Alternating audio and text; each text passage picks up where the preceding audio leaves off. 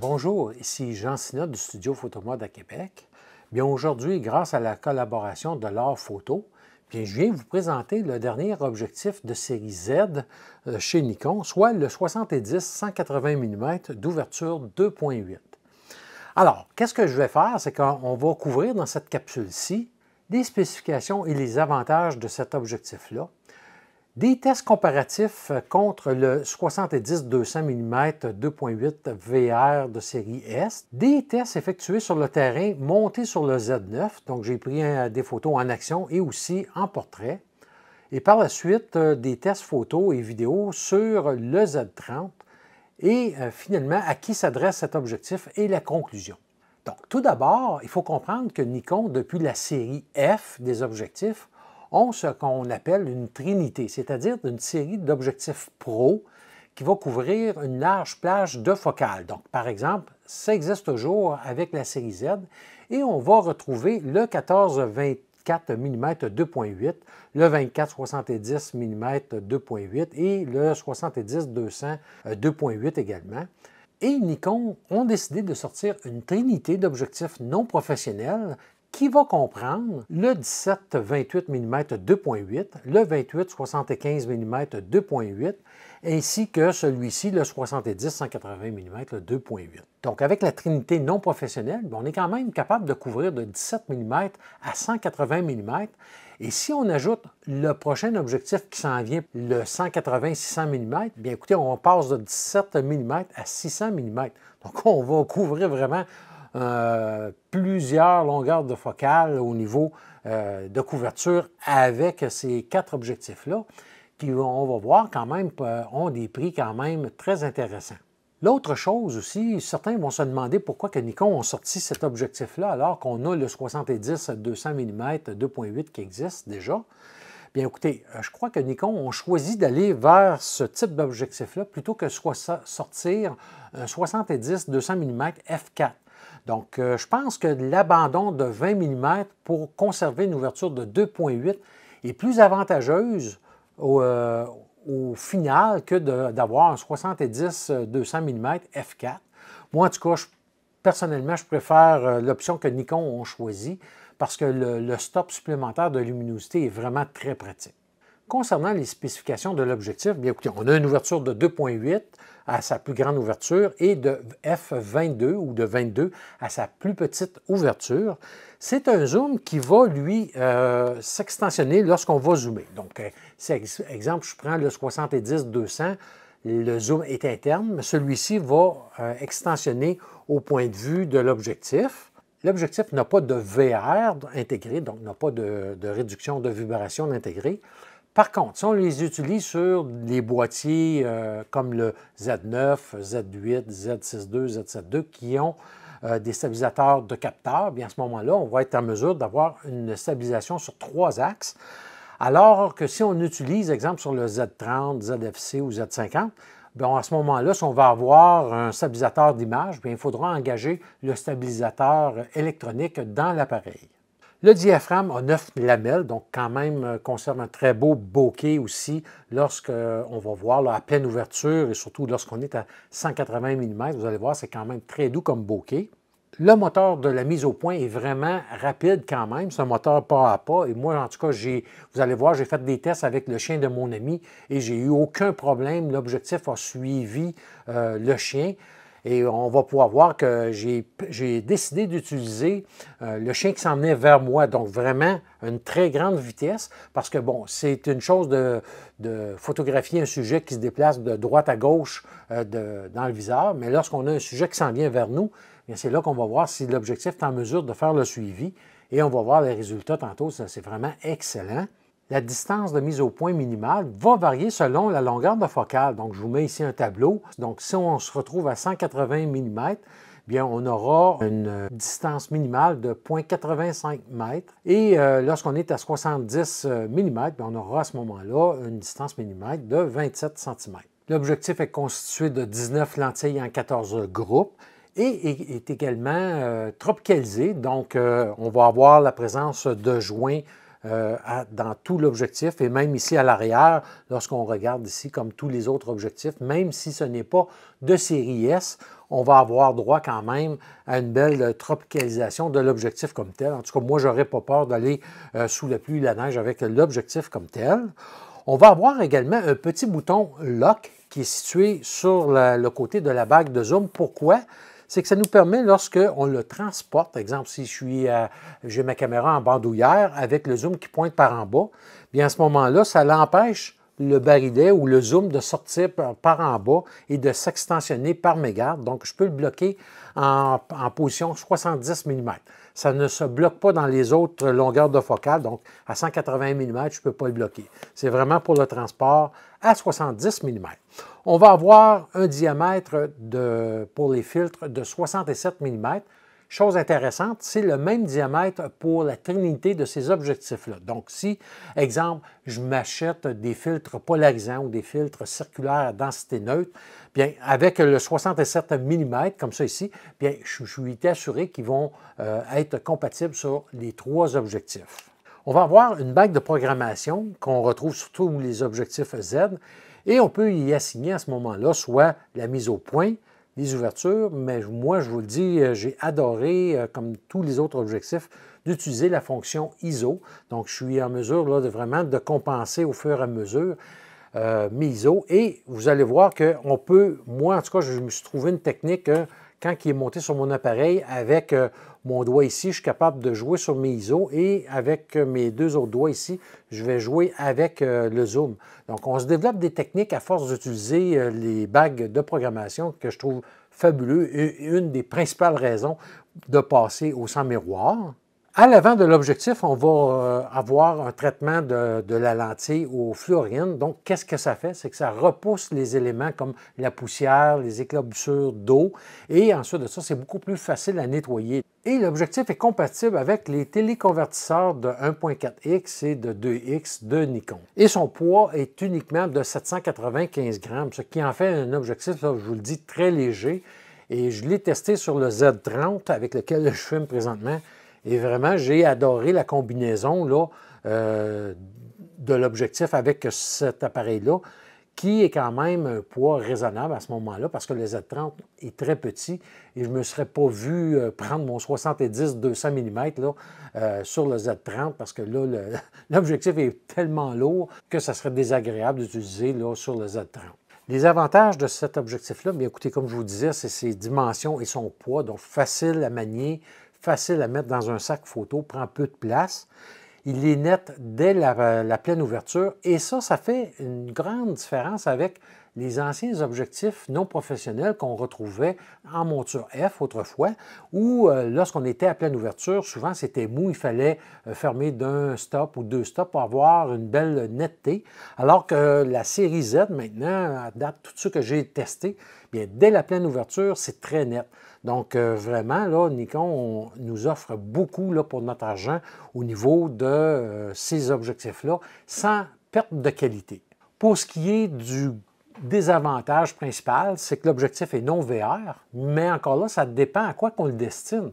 Parce que, comme je vous disais, si je prends un sujet qui est en mouvement, bien, même si mon objectif est VR, je dois prendre une vitesse d'obturation qui est élevée parce que je vais avoir un flou de bouger de mon sujet.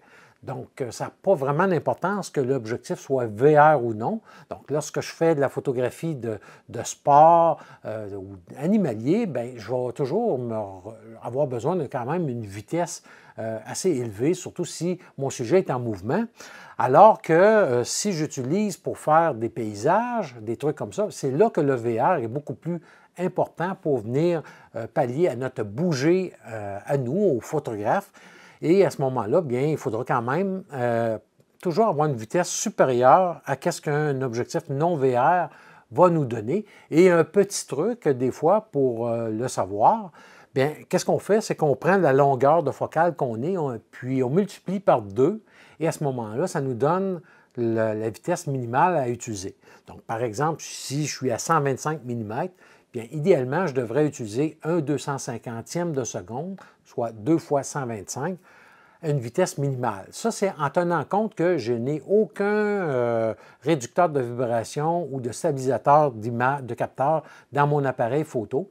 Donc, vous allez voir, j'ai même fait des tests avec des vitesses plus basses et j'ai eu aucune difficulté, même à 180 mm, parce que mon appareil est stabilisé. Concernant le prix, bien écoutez, on le retrouve à 1699 $ chez L'Or Photo. Et qu'est-ce que ça comprend? On va avoir les bouchons extérieurs de l'objectif. Le parasoleil est inclus. C'est un parasoleil qui est en plastique, n'est pas muni de bouton de verrou. Et on va avoir une pochette de tissu. Donc pour moi, ça fait vraiment le travail parce que j'ai des sacs photos et je n'utilisais pas de toute façon les étuis souples qui étaient fournis autrefois avec les objectifs. Il est à noter également que l'objectif n'a pas de bouton de sélection pour mettre la mise au point en manuel ou la mise au point en automatique. Il faudra passer par le boîtier si on veut engager l'autofocus ou le désengager. Et l'autre chose, pour ceux qui, en tout cas, moi je fais ça à tous mes parasoleils, bien, je vous recommande de mettre un ruban protecteur parce que lorsqu'on le met sur un boîtier un peu plus petit, bien, c'est le devant de l'objectif qui vient appuyer. Et si on le met au sol ou sur une surface dure, bien, on peut venir abîmer notre parasoleil. Donc, moi, je mets du gaffer tape que je mets ici, puis ou du ruban électrique, et ça protège toujours mon parasoleil.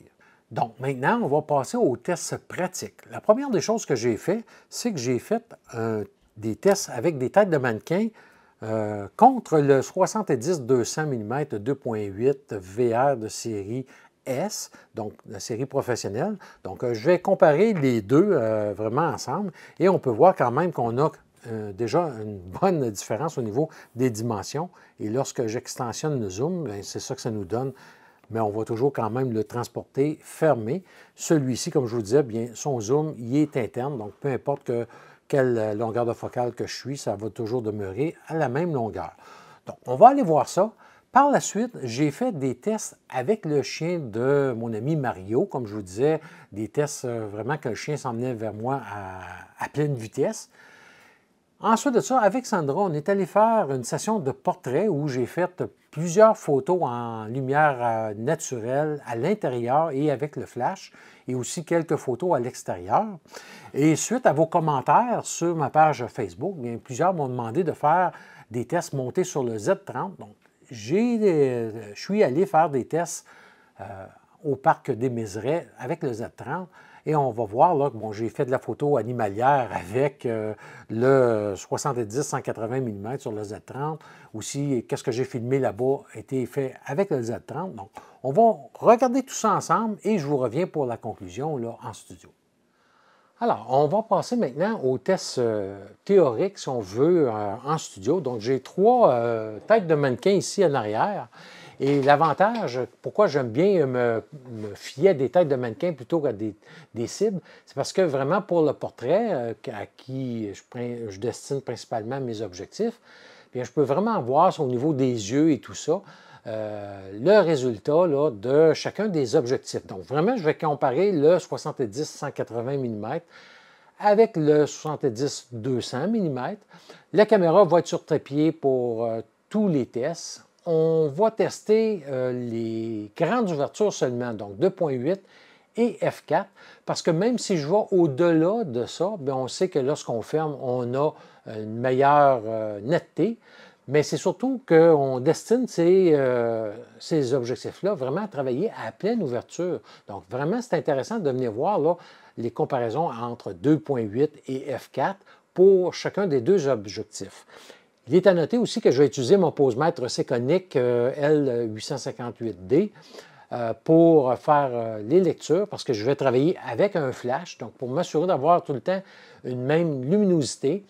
Et donc, on va pouvoir aller voir ensemble le résultat que j'ai obtenu. Et vraiment, je vous le dis, c'est assez surprenant de voir là quand même comment que c'est petit comparativement avec l'autre objectif.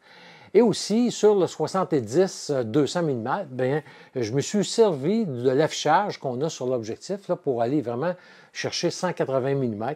Donc, celui-ci, je vais me servir des guides sur le back zoom, alors qu'avec le 70-200, je vais me servir à ce moment-là de l'affichage sur le zoom. Donc, voici qu'est-ce que ça a l'air, mes photos. Donc, j'ai fait vraiment des pleins cadres, des têtes de mannequin pour vraiment voir aux extrémités et le centre pour les deux objectifs. Maintenant, pour bien différencier le piqué de chacune des photos, qu'est-ce que j'ai fait? Parce que la résolution de YouTube, des fois, on peut mal percevoir la netteté. Bien, les photos qui vont avoir seulement un crochet vont indiquer la photo la plus piquée ou la plus nette, alors que les photos qui porteront deux crochets, indiqueront que les deux photos étaient quasi identiques au point de vue de la netteté. Et lorsqu'on verra une photo avec un petit crochet et un gros crochet, ça voudrait dire à ce moment-là que c'est très, très proche, mais avec un léger avantage à la photo qui aura un plus gros crochet. Alors, on commence à 70 mm à 2,8. Je tiens à préciser que j'ai été sur 100 ISO sur toutes les photos. Donc, ça sera pareil là, pour toutes les longueurs de focale. Donc, 70 mm à 2,8. On a la tête du centre et là, c'est plus piqué pour le 70-200 mm. Si on va à la tête de gauche, bien encore là, le 70-200 mm à 2,8 est toujours le plus piqué. Et finalement, la tête de droite est plus piquée également, comparativement au 70-180 mm. Maintenant, on est toujours à 70 mm, mais cette fois-ci à f4. Pour la tête du centre, toujours un avantage au 70-200 mm, alors que la tête de gauche sera toujours avantagée pour le 70-200 mm. Et même chose pour la tête de droite, toujours à 70 mm f4. Je tiens à préciser que les images sont agrandies à 200 %. Donc, il faut vraiment être très, très proche pour voir la différence. Et lorsque j'indique qu'une photo est plus nette, bien vraiment, il faut que je sois à 200 %. Si je me mets à 100 %, j'ai de la difficulté de l'apercevoir. Donc, vraiment, les objectifs sont quand même très, très proches. Maintenant, on passe à 85 mm à l'ouverture 2,8 sur la tête du centre, avantage au 70-200 mm. Même chose pour la tête de gauche. Et finalement, la tête de droite, bien, on va avoir des deux photos quasi identiques avec un très léger avantage au 70-200 mm. Maintenant, toujours à 85 mm, mais cette fois-ci à f4. Encore ici, on va voir un léger avantage au 70-200 mm et le 70-180 est très, très proche. La tête de gauche, même résultat. Alors que la tête de droite, bien, on va avoir quasi les mêmes résultats là, identiques sur les deux objectifs. Maintenant, on passe à 105 mm à 2,8. Donc, la tête du centre, avantage au 70-200 mm, alors que sur la tête de gauche, toujours à 105 mm 2,8, c'est identique pour les deux objectifs. Et même résultat pour la tête de droite, c'est identique pour les deux objectifs. Maintenant, si on passe à 105 mm toujours à f4 cette fois-ci, la tête du centre, léger avantage au 70-200 mm. Alors, même chose pour la tête de gauche et un plus grand avantage au 70-200 mm. Maintenant, à 135 mm à 2,8, la tête du centre, bien, on va avoir un léger avantage au 70-200 mm. Et le même résultat est obtenu lorsqu'on va sur la tête de gauche, alors que sur la tête de droite, bien, on va avoir un léger avantage, cette fois-ci, au 70-180 mm. Toujours à 135 mm, maintenant à f4, la tête du centre, donc on voit que c'est très net, là, les deux photos, je vous le dis, et à peine un léger avantage là, au 70-200 mm. Et on retrouve exactement les mêmes résultats sur la tête de gauche, alors que la tête de droite sera un léger avantage encore là au 70-200 mm. Maintenant, on passe à 180 mm, donc à la plus longue focale du 70-180 mm à 2,8. Et on voit ici les deux objectifs qui sont tête à tête. Là, je vous le dis, c'est le cas de le dire avec les photos, mais vraiment, ils sont une netteté là, quasi identique. Je vous dirais, qu'est-ce qui différencie le plus les deux objectifs? c'est que le 70-200 mm va être un peu plus contrasté que le 70-180 mm. Si on va à la tête de gauche, on va voir un petit avantage au 70-200 mm, alors que la tête de droite, ça sera avantage au 70-180 mm, toujours à 2,8. Maintenant, on va passer à 180 mm toujours à f4. Et pour le centre, bien encore là, les deux objectifs sont identiques au point de vue du piqué et de la netteté, alors que sur la tête de gauche, on va obtenir le même résultat et même résultat également sur la tête de droite. Puisqu'on est toujours à 180 mm, j'ai voulu aller pour cette focale-là un peu plus haut, voir à f8 qu'est-ce qu'il en était. Et la tête de centre est identique là, sur les deux objectifs au point de vue du résultat. Pour ce qui est de la tête de gauche et la tête de droite, bien encore là, les deux objectifs vont être vraiment égaux au point de vue du piqué. Et le dernier test que j'ai fait, c'est que j'ai pris la distance minimale de chacun des objectifs. C'est quand même intéressant qu'est-ce qu'on découvre ici, c'est que le 70-180 mm à 180 mm à pleine ouverture, vous voyez comment on peut quand même aller plus proche, même si on est à 180 mm, alors qu'à le 70-200 mm à 200 mm, le grossissement de notre sujet va être un peu moins important parce que la mise au point est plus rapprochée sur le 70-180 mm. Donc, avantage au 70-180 mm. Donc, ces tests-là m'indiquent vraiment que, je vous le dis, les deux objectifs sont vraiment très, très proches l'un de l'autre. Certes, le 70-200 mm au double du prix, bien, il est un peu plus piqué, surtout dans les pleines ouvertures et au plus large focale. Mais somme toute, c'est vraiment là quand même très, très, très bien là, pour le 70-180 mm. Maintenant, on va passer aux tests sur le terrain. Donc, le premier des tests que j'ai fait, c'est au Z9. Et vous allez voir, là, pour chaque photo, je vous ai mis l'appareil que j'ai utilisé, si j'étais en lumière naturelle ou avec un flash. Et vous avez en bas l'exif pour chacune des photos. Il va y avoir certaines photos qui vont avoir deux photos. Donc, vous aurez les exifs pour les deux photos, ainsi que la longueur de focale pour chacune des photos utilisées. Donc, le chien de mon ami, qui est vraiment une très belle bête, qui répond au nom de Saré, j'ai pris quelques photos. Je n'ai pas de segment vidéo, par contre. Et bon, ça ici, c'est à l'intérieur de la véranda. On peut voir qu'à 4500 ISO, à 2,8, c'est très, très net. Maintenant, on est sorti sur le gazon, aller faire des tests de suivi de l'autofocus. Donc, vraiment, le chien venait vers moi. Donc, vraiment pour voir si l'autofocus était capable de suivre. J'avais mis l'autofocus en automatique sur les yeux des animaux.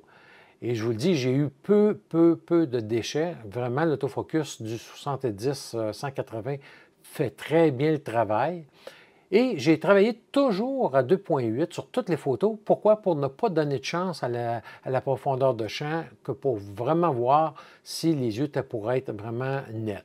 On voit sur les photos également que le chien est en train de muer, donc on va voir beaucoup de poils là, qui est perdu lorsqu'il court. Même chose ici sur la photo suivante. Bon, mon ami Mario lançait la balle qui rebondissait un peu partout et le chien allait l'attraper. Donc, on voit là, les petits poils là, qui sont hors foyer, naturellement, en arrière, mais quand même, on voit que l'autofocus du Z9 et le suivi de l'objectif ont vraiment été sur les yeux. Même chose ici, encore en action, les deux images ont été croppées à 50 %. Donc, c'était, autrement dit, une photo qui avait été prise en mode paysage que j'ai recadré en mode portrait. Et voilà qu'est-ce qu'on obtient. Donc, vraiment, là, une très belle netteté. Et dans toutes ces photos-là, c'est vraiment seulement des ajustements de l'intensité parce que j'ai shooté en RAW et aucun ajustement de traitement de bruit ou de rajout de netteté. C'est vraiment qu'est-ce que j'ai obtenu de l'appareil photo. Même chose ici avec Sarik qui saute dans les airs que j'ai pris au vol. Bon, hier, on a testé au point de vue théorique avec des têtes de mannequins. Là, on est vraiment avec une vraie mannequin, donc on va faire vraiment des tests approfondis. On est vraiment à un endroit là, superbe, une ancienne chapelle. Donc, on va faire des tests ici avec le 70-180 mm. autant sans flash qu'avec flash. Donc, on va pouvoir voir là, les différents résultats. On découvre ça ensemble. Fait que vois-tu, tu as une tache de lumière ici. Fait que, tu sais, on va pouvoir faire des trucs à regarder. Ouais, ça va être beau. Qu'est-ce qu'on va faire? Mettre tes lunettes, puis tu vas pouvoir regarder vers le soleil, mais ouais, c'est ça fait beau, ça. En regardant vers le soleil, ouais.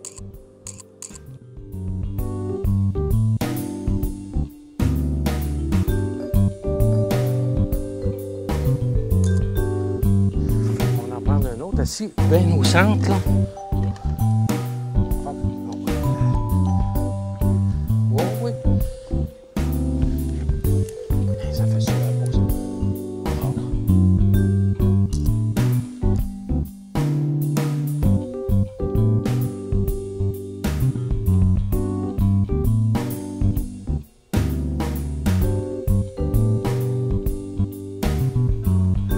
Ça, on va faire ça ici. Ouais, ça, c'est le bon noir. Comme ça, qu'est-ce que tu faisais? Mais regardez juste, tourner la tête sur l'autre bord. Ouais.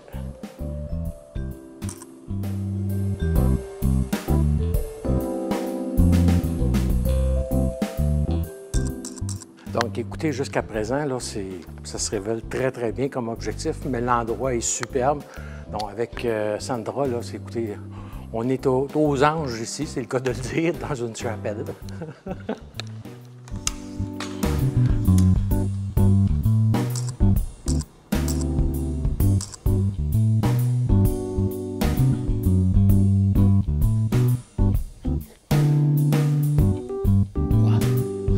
Malade. On va rajouter, on va en faire une coupe avec le flash.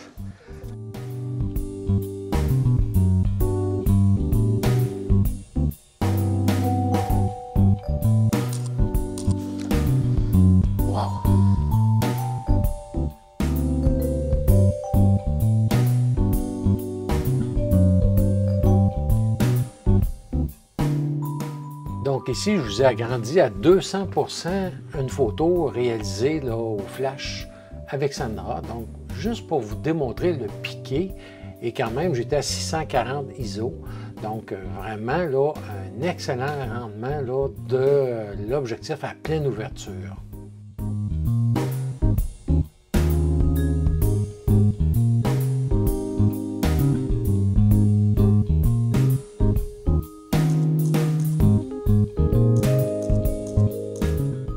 Revenir un petit peu plus. Oui, c'est beau ça, c'est beau.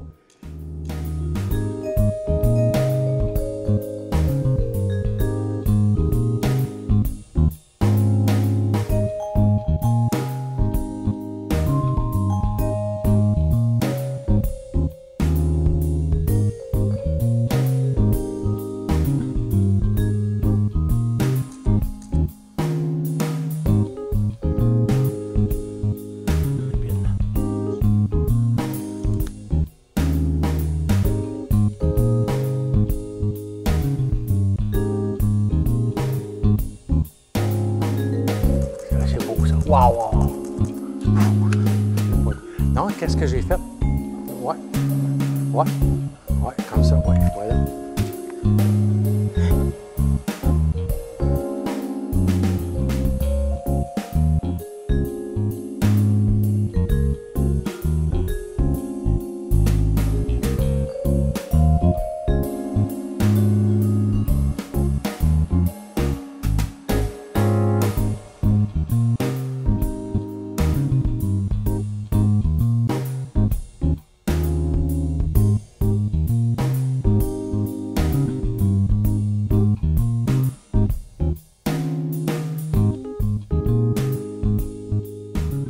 Donc, on vient de terminer le set du 70-180. Écoutez, c'est superbe. On a fait des photos à l'intérieur, sans flash, avec flash. On a fait quelques-uns aussi à l'extérieur parce que là, il fait chaud. Puis bon, on a quand même plusieurs échantillons. Puis encore une fois, merci Sandra, comme toujours, a été plus qu'à la hauteur. Yeah! Alors, on se retrouve au parc des Mézerais à Québec Et présentement, il y a le festival Matsuri pour célébrer l'amitié entre le Japon et le Québec. Et vraiment, là, c'est haut en couleur. On a des spectacles que vous attendez peut-être à l'arrière de moi, de tambours. Bref, ma fille est là déguisée, également plusieurs autres personnages. Donc, je vais aller faire des photos et on regarde ça ensemble.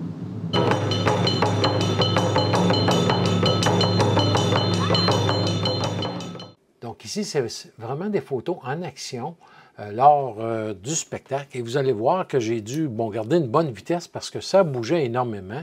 Donc pour vraiment m'assurer de bien fixer l'action, j'ai monté en vitesse. Il est à noter que la longueur de focale est la longueur sur l'objectif. Donc, il faut multiplier par 1,5 si on veut avoir l'équivalent en plein capteur. Donc, exemple, sur cette photo ici, j'étais à 140 mm. Donc, l'équivalent en plein capteur serait de 210 mm.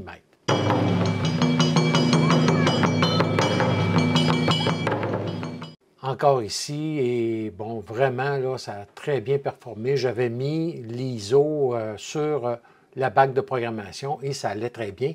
Et un petit truc pour ceux qui utilisent le Z30 qui n'a pas de viseur et qu'on se retrouve là au soleil, bien écoutez, avec le bouton pour l'affichage, on peut afficher l'histogramme et à ce moment-là, vraiment, ça vient aider à se situer au niveau de l'exposition correctement. Ici, j'ai agrandi à 100%, une photo toujours au Z30, et on peut voir les postillons lorsque le maître de cérémonie là, criait à la foule. Encore ici, comme vous voyez, toujours à 2,8.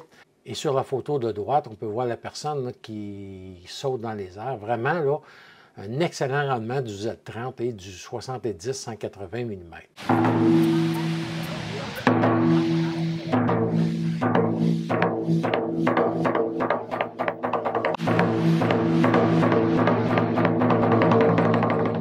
Ici, c'est ma fille lorsqu'elle est déguisée. Donc, on est après le spectacle et il y avait des gens qui étaient déguisés et on pouvait aller à l'intérieur. Et bon, j'en ai profité pour faire quelques photos. Même chose ici avec un autre personnage sur les lieux. Donc, on peut voir qu'à 2,8 à 120 mm et non pas à 180 mm. Donc, vraiment, là, un excellent rendu de l'appareil. Par la suite, je suis allé me promener à la fin du spectacle dans le parc. Je n'ai pas de segment vidéo, mais c'est pour vous montrer. J'ai fait quelques photos d'animaux, d'oiseaux sur place. Et vous pouvez voir ici, là, vraiment, là, encore là, que j'ai mis l'ISO sur la bague de programmation. J'étais en mesure vraiment de bien aller chercher l'exposition désirée. Et comme vous voyez, on a du détail à 180 mm 2,8, 2000 ISO quand même. Et si ma vitesse était à 1 demi-millième de seconde, c'est parce que j'essayais de suivre les oiseaux aussi en même temps. Donc, je prenais le moment qui se perchait à quelque part. Il y avait un petit caneton près de sa mère, donc je me suis couché au sol et j'en ai profité pour faire quelques photos. Toujours ici, encore là, on peut voir sur l'oiseau de droite, un magnifique bokeh quand même. Et pour finir, bon, les canards qui étaient à l'eau et qui se faisaient aller me donnaient un beau spectacle. Donc vraiment, belle netteté qu'on retrouve là sur le Z30. Et finalement, pour terminer, une petite photo de paysage pour illustrer encore une fois le bokeh. En conclusion, bien écoutez, c'est un objectif que je recommande fortement. Il est à moitié du prix du 70-200 mm. Même à la pleine ouverture, il est très net. Écoutez, comme on a vu dans les tests, il faut vraiment aller à 200% pour voir les différences avec le 70-200. Et même que moi, là, je vous le dis, aujourd'hui, si je n'avais pas le 70-200 mm, il faudrait que j'y songe sérieusement à laquelle des deux objectifs que je prendrais. Parce que celui-ci, comme je vous disais, le poids et ses dimensions vraiment représentent là, des gros atouts là, lorsqu'on voyage ou lorsqu'on veut utiliser un plus petit appareil comme moi, le Z30 avec celui-ci. Donc, vraiment, là, moi, en tout cas, je le recommande fortement. Et à qui s'adresse cet objectif-là? Bien, écoutez, je vous dirais que n'importe qui, finalement, qui fait de la photo et qui veut un objectif qui va être quand même léger, surtout si on a des appareils sans grippe, sans poignée, et qu'on veut un objectif beaucoup plus léger, bien c'est parfait. on ne perd pas de qualité d'image énormément quand on passe avec cet objectif-là. Pour le 70-200 mm, bien à ce moment-là, quelqu'un qui fait plus de vidéos à cause que l'objectif est stabilisé, bien à ce moment-là, ça sera peut-être plus adapté à quelqu'un qui fait de la vidéo. Et l'autre chose également, bien si on a besoin d'un objectif qui est complètement scellé, qu'on n'aura pas de danger qu'on ait de la poussière, donc quelqu'un qui fait de la photo dans des conditions vraiment extrêmes, puis à ce moment-là, le 70-200 mm pourra représenter un avantage par rapport à celui-ci. Et je vous mets ici, juste par curiosité, la photo de la trinité des objectifs que je vous parlais en début de vidéo. Donc, si je compare avec le prix seul du 70-200 mm qui coûte 3 500 $, on peut voir que pour 1 000 $ de plus, je peux avoir la série des 3 objectifs. Donc, je vais couvrir de 17 mm à 180 mm. Donc, c'est quand même à y penser lorsqu'on s'équipe. Si on débute dans la monture Z, bien, ça peut être intéressant de voir à long terme sur quoi qu'on veut s'en aller.